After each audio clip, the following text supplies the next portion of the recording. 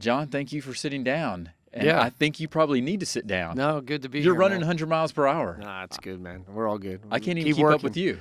Huh? I can't even keep up with you.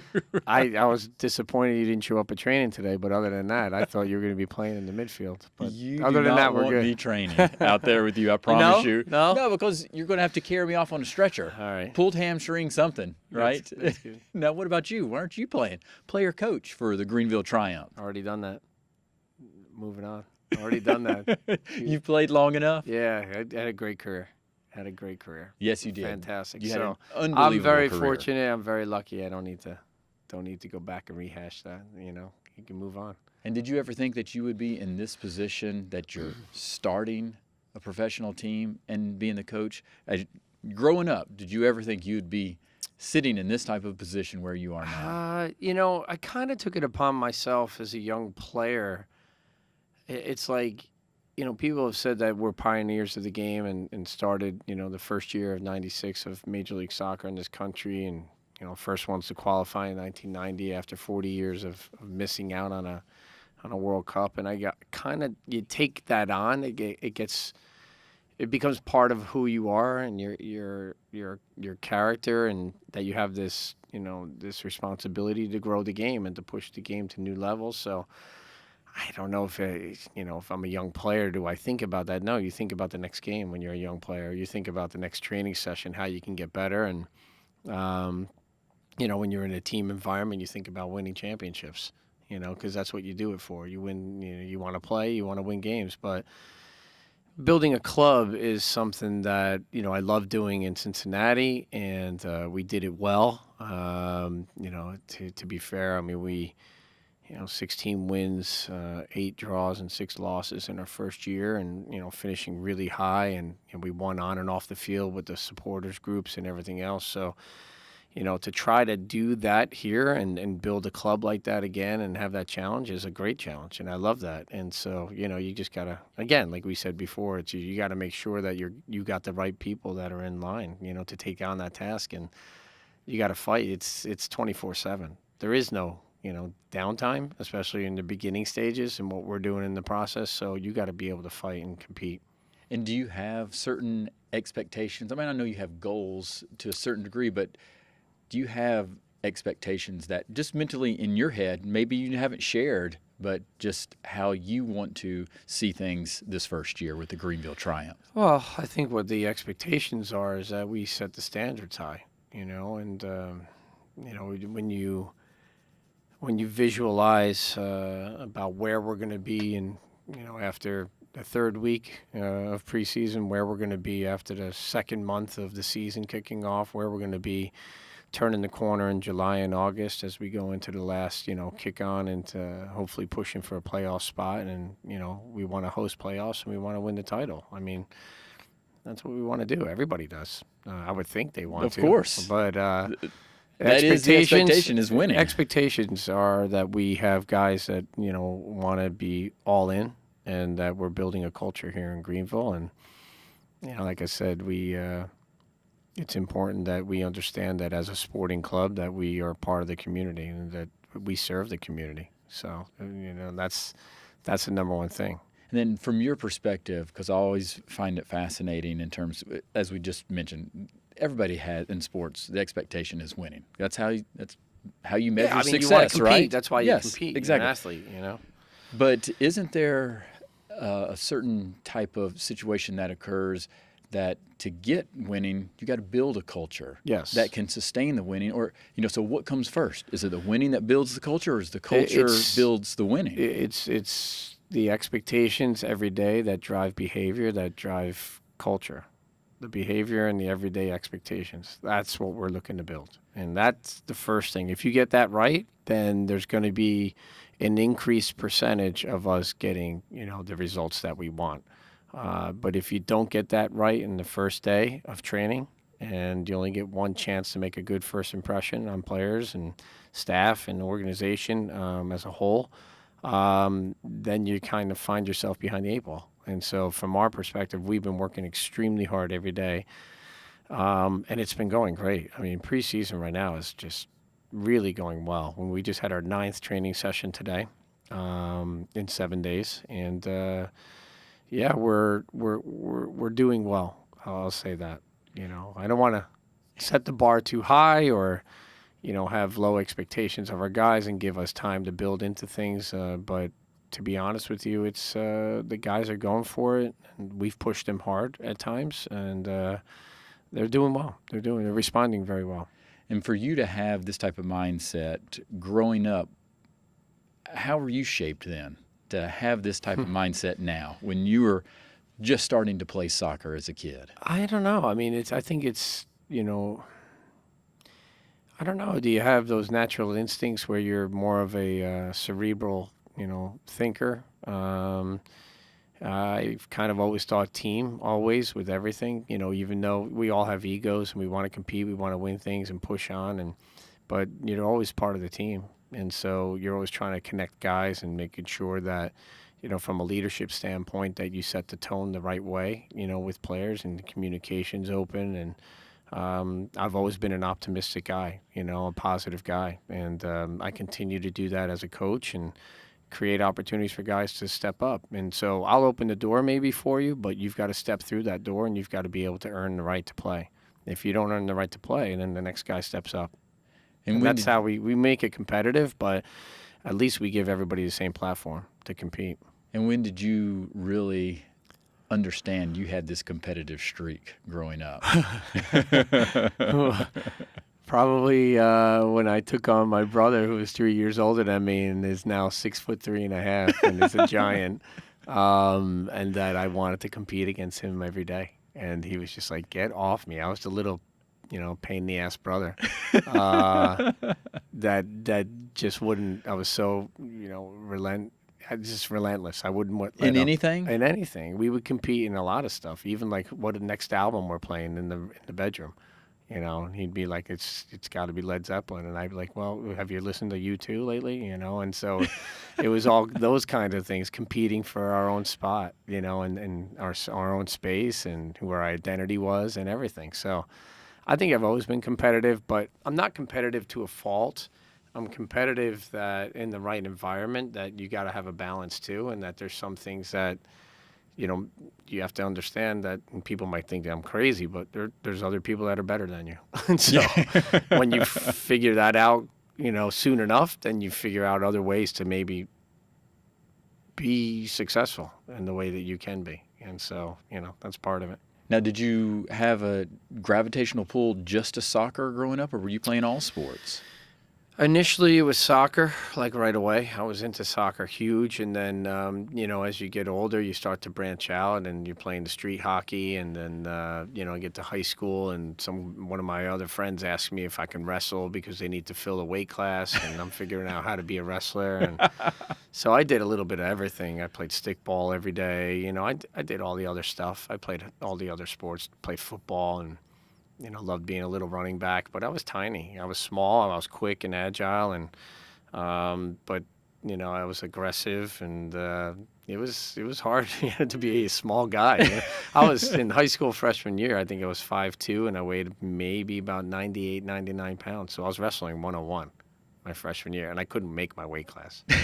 So I was really small. Yes, you were. But I did love playing hockey. Like, I loved it. And I skated, when I was younger. And so I played other sports, I played hoops once in a while. When I got to UVA, started playing a lot more, hoops with the friends off the field and getting on the court and stuff like that. So I played every sport, basically, to some degree, But soccer just... Is there just a love for soccer, though? Oh, without a doubt. It's just runs through my veins every day. And what do you love about it? It's just an attachment that just gives me joy. I mean, just being able to hit that right pass or, do a move and dribble by a player or make a tackle or a saving play or just everything about it. It's constant movement, the creativity that's there, the intelligence level to interpret space on the field and all the moving parts, the weight of the pass of a ball, the timing of the runs off the ball away from the action you don't see.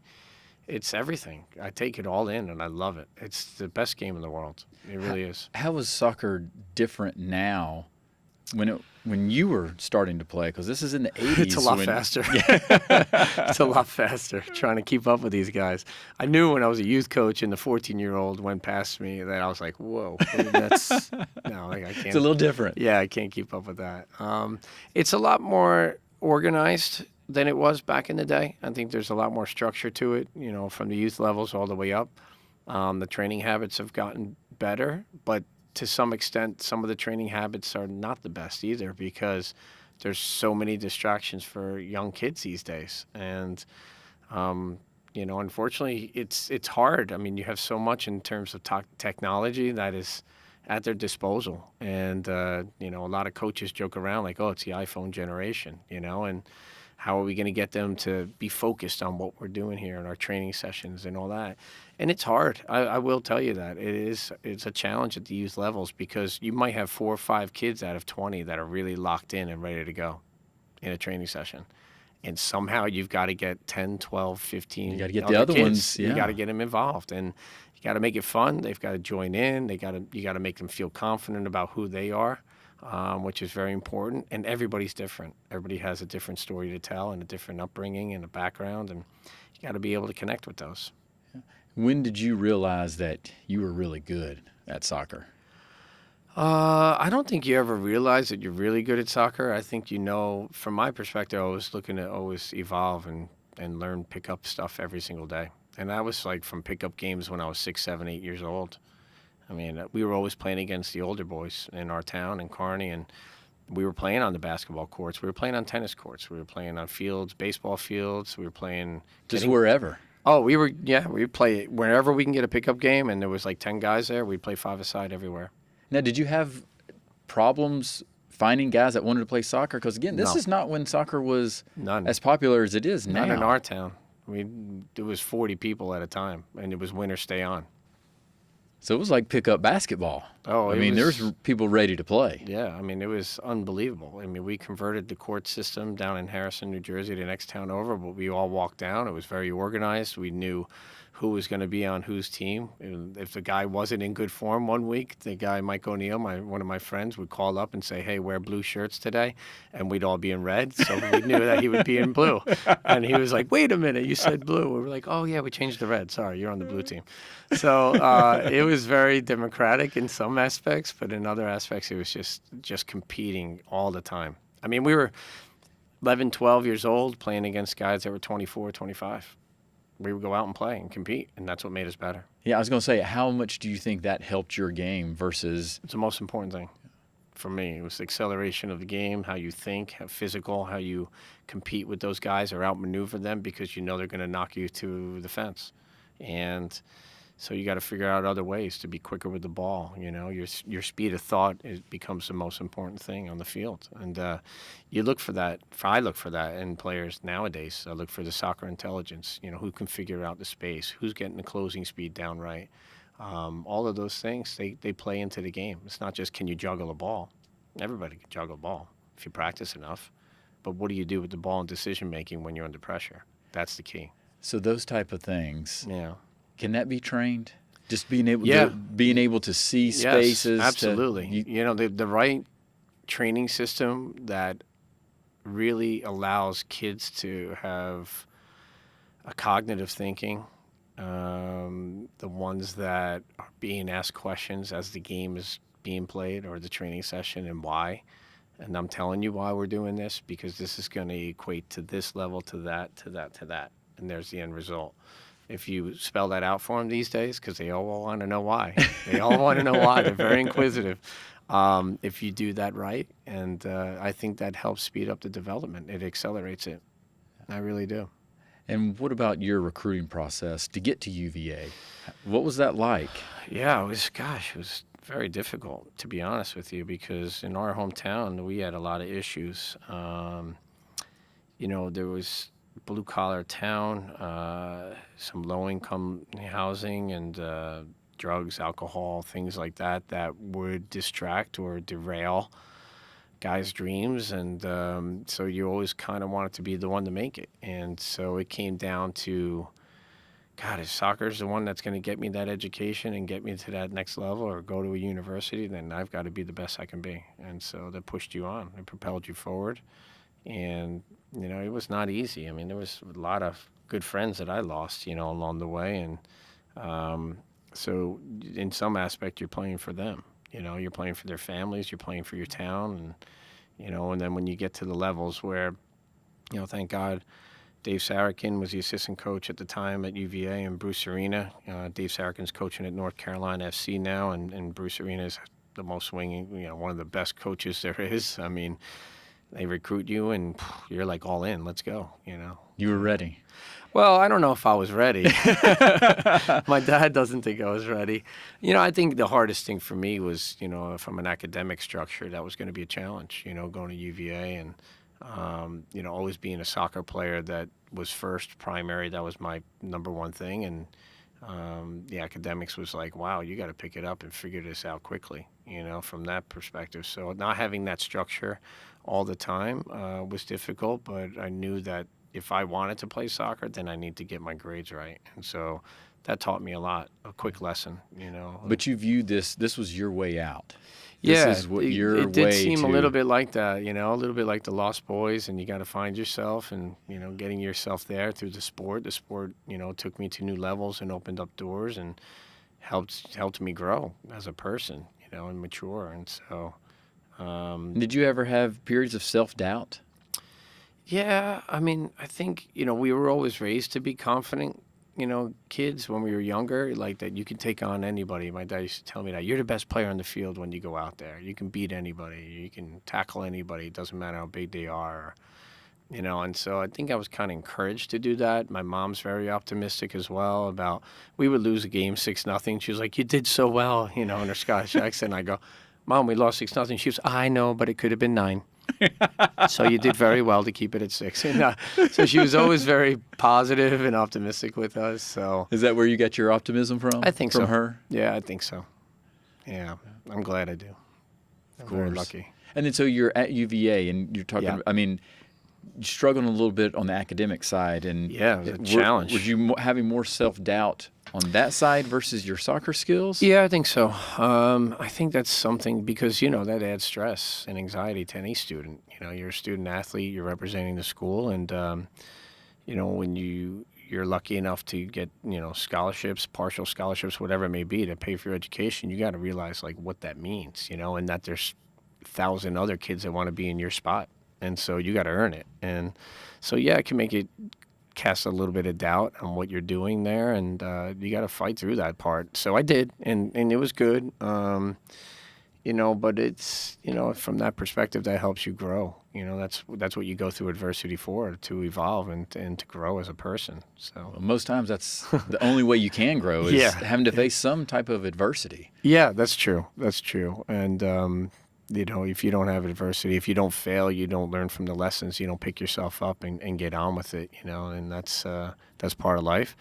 And there was a lot of really successful programs at UVA, in terms of sports and everything else that was there. So soccer was really, at that time, we were trying to make it. We were trying to grow that program. So there was a lot of responsibility there on the players and the coaching staff. And I mean, they've done well. The year I left, they won four championships in a row. I was like, hey, what happened? What happened? I shouldn't have left. Yeah. So, and when I went overseas to England, but yeah, the program's done tremendous. And so, yeah, that part of my phase of my life was very important for me in terms of maturing and growing up. What other schools were recruiting you?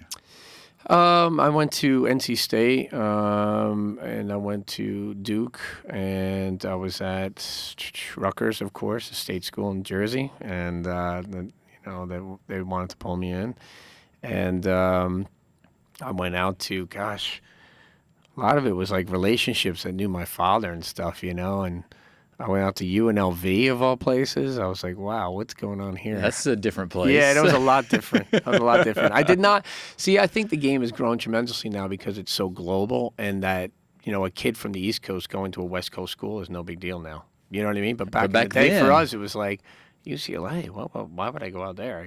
But they had a big program too. But I didn't hit any of the West Coast schools.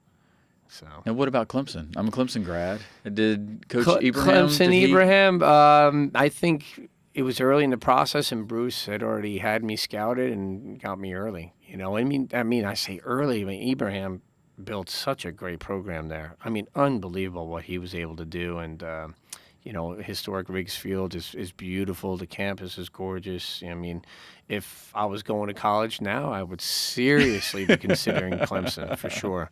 Because, to be fair, my daughter had a great experience there. She graduated 3.5 years, was a Clemson captain on the soccer team for the women. And they really do grow you as a student athlete. They really do. And they push you as a student. So to me, I thought it was a really good environment. Now, why did you decide to leave UVA?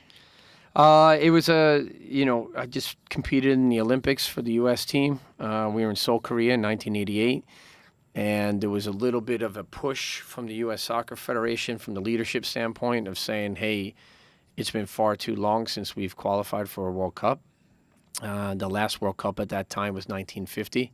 And, the big 1-0 win against England and Belo Horizonte and Brazil. And they wanted to get back there. And we've been close, and through the 80s, we had really good national teams there, some great players, and Ricky Davis being one of those players, and Kyle Rowe Jr. and guys like that were always close, but we never got there. And so they thought bringing on Bob Gansler, at the time a head coach, and a good crop of college players at the time, thought that we can get there. So they formed a sort of professional national team, which was unheard of, to be fair. You were going to be getting paid as a national team to be player. On the national team. Yeah. So it was kind of a brand new step in like how the game was viewed, I think, and from a contractual standpoint, nobody got paid to play in the national team. It was more like per diem every day. You got food, and back in the day, we were washing our own kits anyway.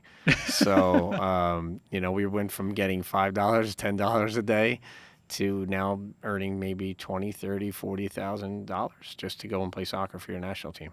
And so that was a big dilemma, coming back there. I want to finish out. I want to get my education, not just for my parents, but for me too. Or you go and be part of this team that might qualify for World Cup. And, I had a lot of guidance back then from Bruce and the coaching staff and from my parents and, my then girlfriend, Cindy, who's my wife now. And it was like you got to seize these opportunities when they come. And so I did. Yeah, because that's a it was very a challenge, but unique opportunity. And yeah, it was for sure. And so to be part of that, and there was no guarantees, so you got to qualify. And we've had some tough games. It came down to the last one, and we won against Trinidad and Tobago away in Trinidad and Tobago, where they had a 3-day national festival and parade, and it was just unbelievable. They thought they were already there because they're going to beat the Americans. And we upset them. Easily could beat the Americans. This is probably their attitude, right? Maybe. They were pretty confident. They were pretty confident that they were a great nation, though. They supported their nation very well.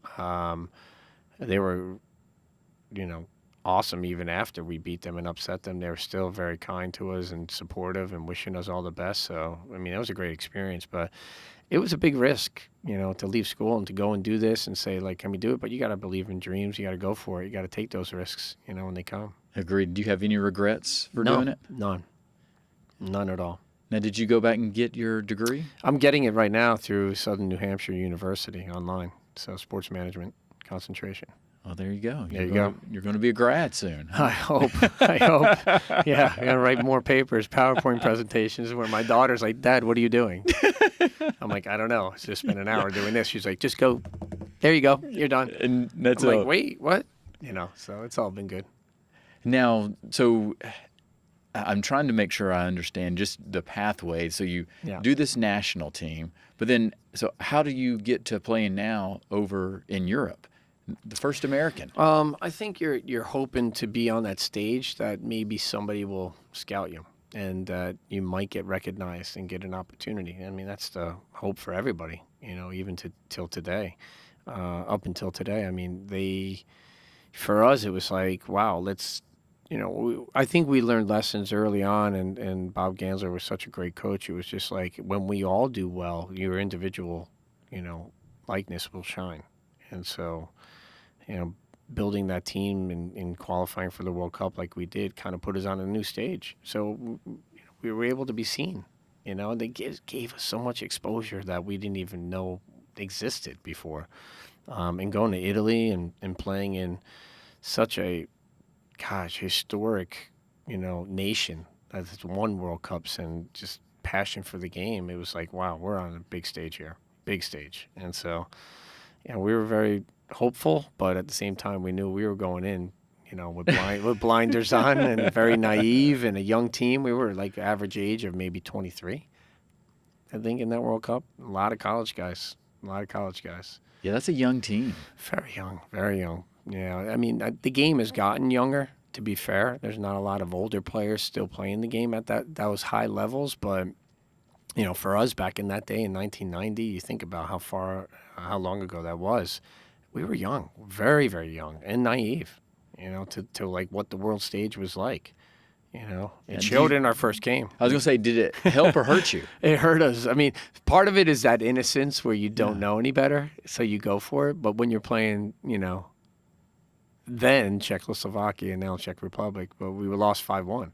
And we got thumped, and we just sat there like, wow, what just happened? And so thankfully we recouped and we got everything back together. We lost to Italy in the second game, the team that's hosting, the whole World Cup. And that was a challenge. Everybody was writing papers. Gazzetta dello Sport was printing that we were going to lose 11-0. And when we lost 1-0, everybody still didn't believe it, So we could have tied that game. And we had chances, and we played very well against them. So it was we got our pride back in some aspects, and got a little more confidence. Yeah, back. A little bit more confidence, and then we went to third game, lost that one too. So to lose all three games, it wasn't about the wins and loss columns. It was just getting back there and saying, okay, we're here now. How do we make it better for '94 when we're hosting?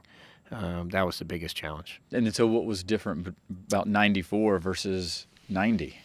Well, I mean, we're hosting. Yeah, obviously you're playing in the Rose Bowl, right? We have a unique opportunity to build on what we did. Reassessing, stepping back from '90 World Cup, and we were able to see like, okay, we did fairly well, but we wanted to get that first win, or we wanted to get a point in the World Cup and see if we can qualify to the next round. Everybody does.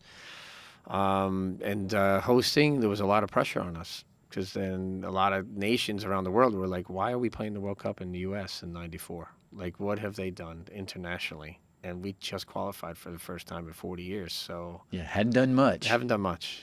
Not at all. So it was going to be a challenge for sure. And now, how did you guys embrace that type of challenge, knowing that the world was going to be looking at you and questioning those type, and that you guys now had to have some more success in terms of performance out there? It wasn't easy, to be honest. It was that naivety and that giddiness of '90 had gone, and we kind of now took on full form of like what the pressure was of a nation being on us as a host, and like, we got to get out of this round. We can't fail. There's no room for that. It just can't happen. So there was anxiety for sure. But I think there was self-belief too, because a lot of us had the opportunities to go play professionally now overseas. There was 7 of us at that time that were coming back to join the team in '94. The biggest unknown was like, what level are we really at? Because we didn't have to qualify when you host. So now we're like, we've played probably 50 friendly games over the last 2 years building up to that. But the 7 of us that were in Europe and playing in different areas in England, Spain, and you guys hadn't played together. Bulgaria. No, we haven't. Hungary, Germany, we were all over the place. So coming back together, it was like we were joining the team, and I joined the team very late because I was still in a 63-game season, which was very long. Very long. Yeah, and I was exhausted mentally and physically. So coming back in, it was like, how do we transition into that, be part of the group right now and do your part for the team, and so that was a challenge. But yeah, it was pressure, but at the same time there was that excitement. You know what I mean? That was like, wow, what an opportunity we have right here. Let's capture a nation. Let's take all that passion and the melting pot and everything else, but show them that America can play well. Yeah. And do you thrive more on being able to prove people wrong, or prove people right that might have believed in you? Do I thrive on one or the other?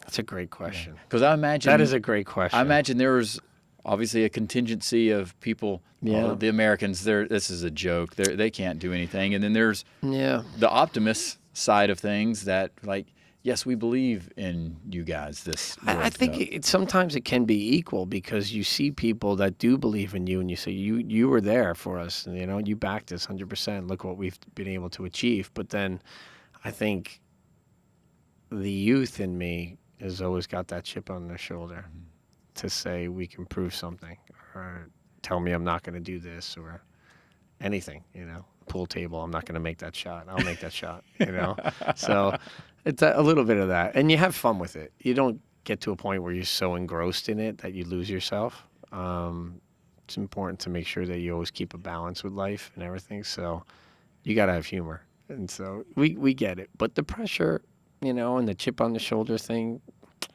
going back to your original question, probably proving people wrong. Probably. Thanks for letting me get through that, Rich. I appreciate it. Yes, that's how we work through things here, right? Yeah. We just put a microphone in front of you, and then we work through it. Yeah. So what is it like then, the days that you're not playing during the World Cup? Yeah. What are you guys doing? Preparing.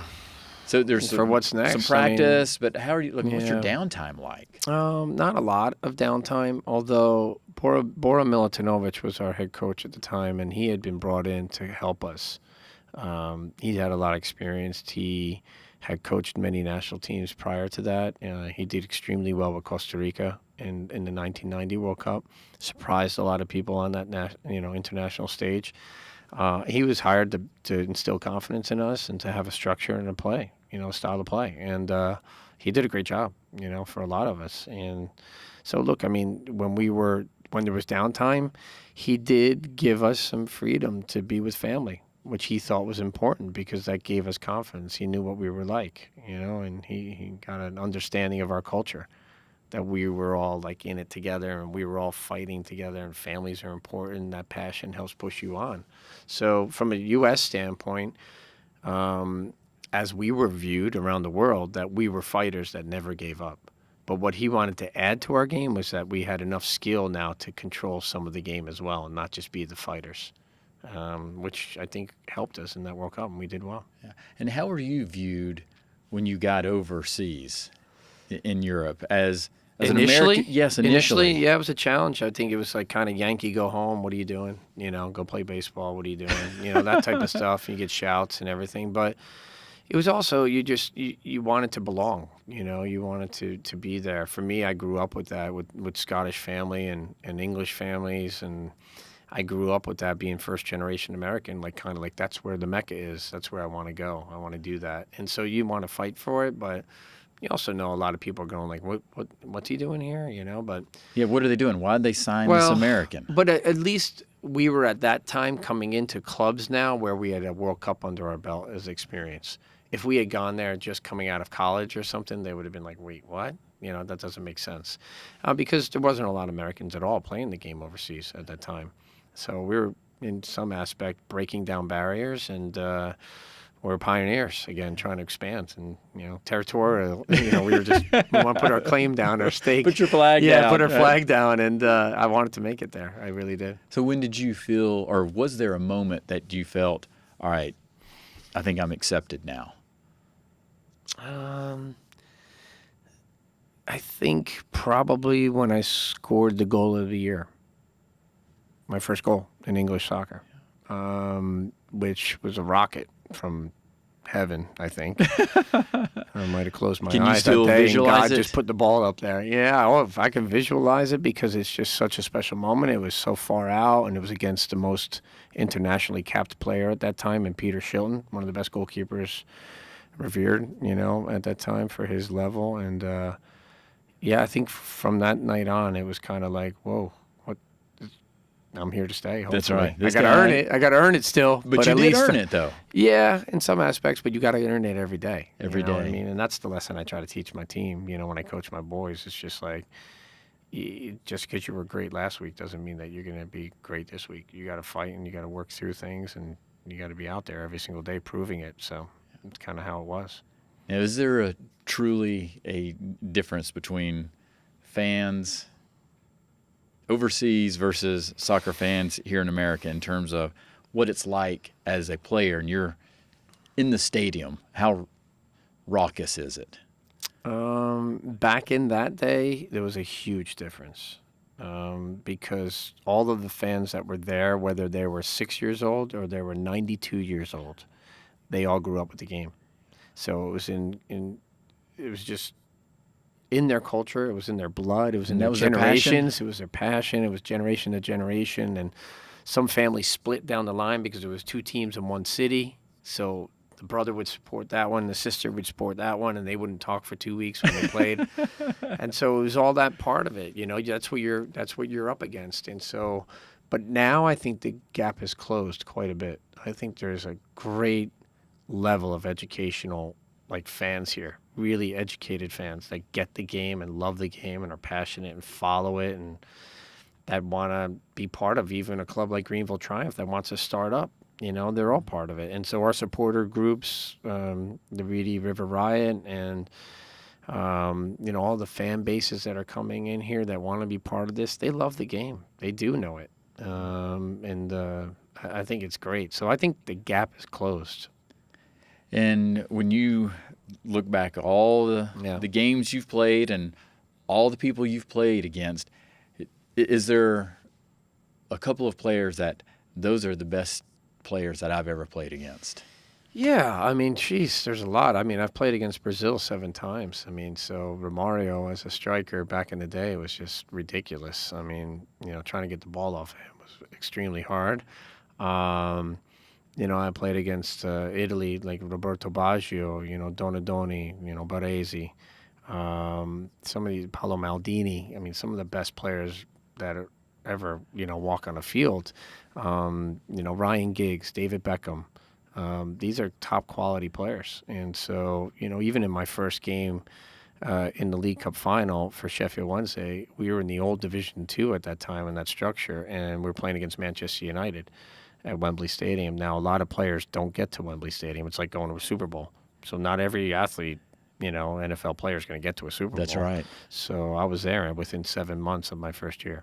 And so it was crazy, but I'm playing against guys like Brian Robson, that was called Captain Marvel, and the midfield guys that I had up on my wall, you know. And, so guys that you looked up to. Yeah, Mark Hughes was on that team. I mean, some of the top players, you know, in the world at the time, you know. And, so, yeah, I mean, so many great players. I mean, really good players. I mean, really good players. The list that you just gave is a laundry list. Yeah, I mean, even the coaches that I was up names. against, you know, like Sir Alex Ferguson and these type of coaches, I learned from these guys. You know, you see the way they coach and the way their demeanor is and the way they talk with their players. And fortunate enough to share a couple of nice glasses of red wine with Alex Ferguson, you know, and got to know him in my later stages of life, you know, and he's brilliant. What a great guy. I mean, he has time for everybody. That's what I love about him. He's just such an authentic leader. He really is.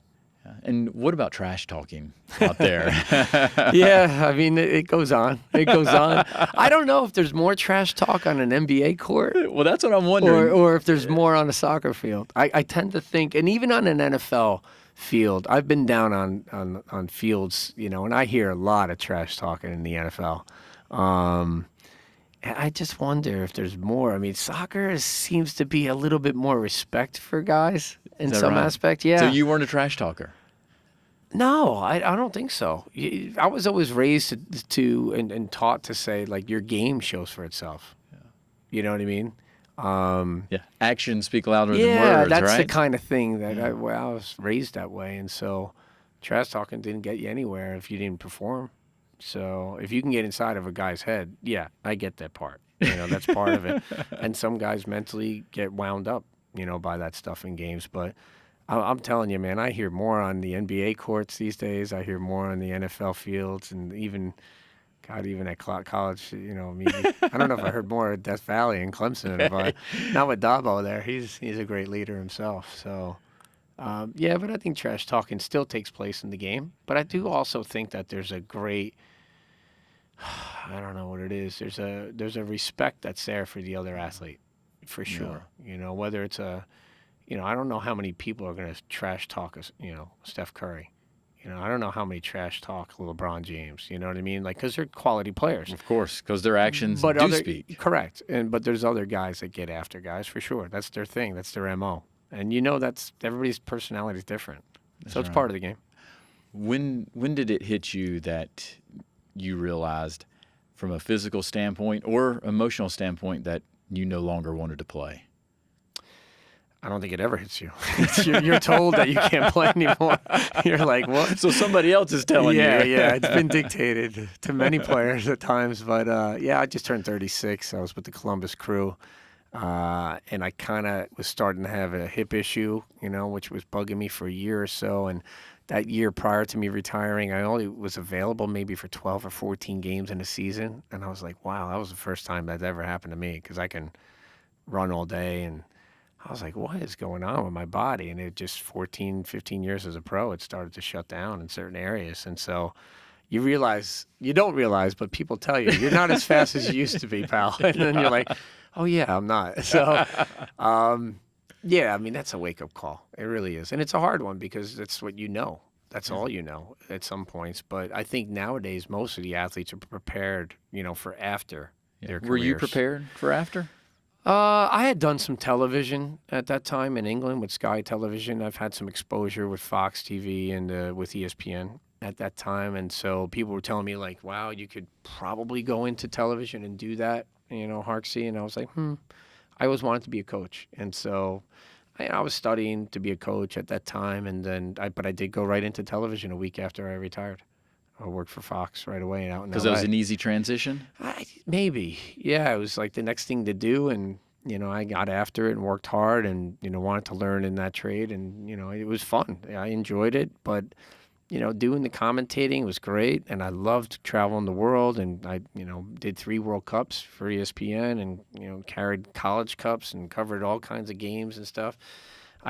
Whenever I walk away from coaching, I'm just like, whew, that's rewarding. When I walked away from commentating, I was like, oh, that was fun. It was rewarding because you're trying to do the best you can. When you represent the network, you want to represent the game the right way, and you want to respect the players and the coaches that are competing. And I think sometimes in the media, they always want a negative spin on things just for controversy. And I just couldn't buy into that. Yeah, that's not you. You're the optimist. It was right? hard for me. Yeah, they'd be like, criticize that guy. I'm like, no, do you know how hard that is to make that play? So it was a lot of education for a lot of different people. How much harder has coaching been versus just playing? I think it's harder because you are overseeing a lot of different aspects of the game, and you're a coach to 20 to 25 players. Whereas as a player, you're a player. You got to perform. You know what your skill set is, but you're part of something. If the right foot is doing the right thing, then the left hand's doing the right thing, then the body kind of works. So that's part of how you go into coaching too. You have to make sure that your right back is doing the right thing with the left back, and the striker and the midfielder and the goalkeeper. And so there's a lot of different components that you're looking at there. And then managing off the field and building a club from scratch, and working with the front office staff. And luckily we have good people here that want to buy into that too and know how hard it is. It's nonstop. It's just constant grind. It is, but it's great. It's rewarding. But you love it, don't you? I do. I love it, man. I love it. I love being here. I love Greenville. I love, the people that I've met down here in the upstate. And, we're putting together a great team, and we want to represent the community well, and we want to represent Joe Irwin well, and our ownership group. And if we do that right, then we're doing good things in the world, because that's all you want to do. And so what is it about Greenville that really drew you? The city itself? The shrimp and grits. That's about it. It's just the shrimp and grits. I'm sorry. It was. So the way to your heart is through your stomach. The food is great. My wife's like, can you stop eating that? I'm like, yeah, honey, you're right. No, there's a genuine warmness here of people, and a real opportunity to build something great for the community. Really. I mean, it really, truly believe in that. And when that's there, and that that's the big picture of what you're doing, the micro and the macro kind of come together, and you're like, wow, this is all kind of work and it's fun. And, you work with people and, in media, and you work with people off the field in your graphics department, and, you're doing the budgets, and your president and your owner and all that stuff, and the vice chairman, and everybody comes together, and then you're building something together, and you all sit down and go, wow, it's working. Look what we're doing here. And it's fun to create like that. It really is. And I love that part. Yeah, and I can tell that it's the building something and creating something that energizes you. Yeah, I think so. It's like no matter how tired you are, you find you find that enjoyment. I find enjoyment in creating opportunities for players. I want them, the players that have been overlooked and said they're not good enough, or he's too small, or that one's not good enough. That there's guys that are going to be late bloomers. There's that guys that need the right inspiration, that need to be motivated, and so sometimes you get them and you give them a good lift, and they have a great experience. And 10 years later, you see them and they go, "Wow, what a great part of my life that was." And that's all you want. That's impactful, building some type of legacy. And so you talk about motivation and understanding that different people are motivated differently. Mm-hmm. Words of wisdom have always been a big thing for me. And, it can be phrases, mottos, or quotes and life advice at times that can help people. And you just never know when it can be impactful. So for you, do you have words of wisdom that's something that you've leaned on over the years throughout your career that has been a lot to you? Yeah, I think so. And you're never bigger than the club. You're only as good as your next game. And which I've been told many times by many coaches and parents and everybody. And then the other part is you can't expect other people to believe in you unless you believe in yourself. And so once you get that right, then that shows. That's very wise right there. Yeah, I think so. I think you got to instill belief in yourself, and that's what we're trying to do, inspire people to play the game. Yes, well, you definitely are doing that.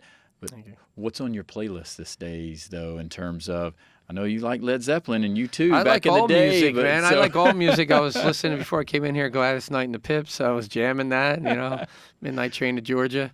21 Pilots, I've been getting into quite a bit. Leon Bridges, I love. Oh, you've got a nice range. Yeah, I do. I love all music. It's do you have any more vinyls? I could do classical. I could do Frank Sinatra, Tony Bennett. I have a lot of vinyls, and my son and my daughters all have record players now. It's crazy. So even my son, who's in Scotland in Dundee, he was like, "Dad, my record player's at home. If you ever want to bring it down, you can bring it to Greenville." I'm like, "Thanks, Ian. I appreciate that."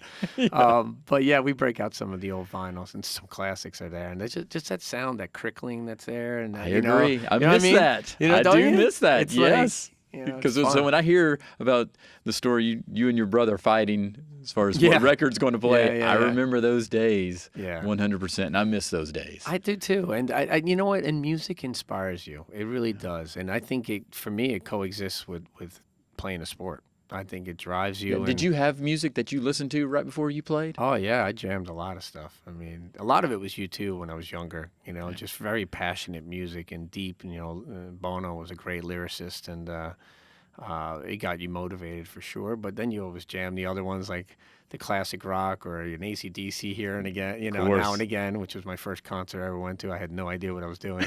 But yeah, it's like, you find different things to motivate you and different songs that are soulful or, I love the blues. I can go to a jazz club and just jam all night. So I got a lot of influences, but based on my mom and dad, because they both played guitar and instruments and sang all day, and they just love the music. So music always in your household? I think so. Yeah, I think so. It's funny when I meet other people and they're like, "Oh, I didn't grow up with too much music. I don't have a playlist." I was like, "Wait, what?"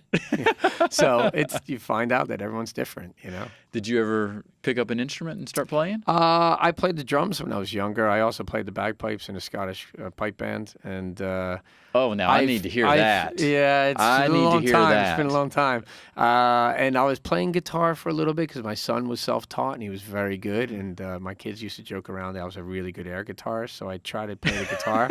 But I need full-time lessons. I really do. But I love it. I would love to pick it up.